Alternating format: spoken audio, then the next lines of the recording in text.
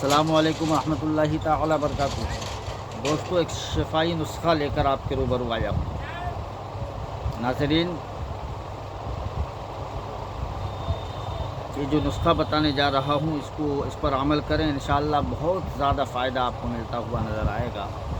بعد نماز عصر اور قبل نماز مغرب، مطلب عصر اور مغرب کے درمیان ایک وقت مقرر کر لیں اور روزانے کا معمول بنا لیں کہ گرما گرم جلیبی 100 گرام گرما گرم جلیبی روزانہ عصر و مغرب کے درمیان آپ تناول کریں، کھائیں۔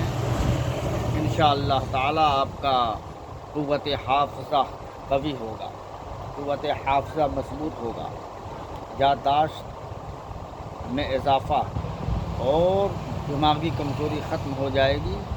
بہت ہی مجرب عمل ہے، آپ آزما کر دیکھیے۔ انشاءاللہ ان بچوں کے لیے زیادہ مفید ہے جو حفظ قرآن پاک کرتے ہیں اور جو بچے طالب علم ہیں، پڑھتے ہیں۔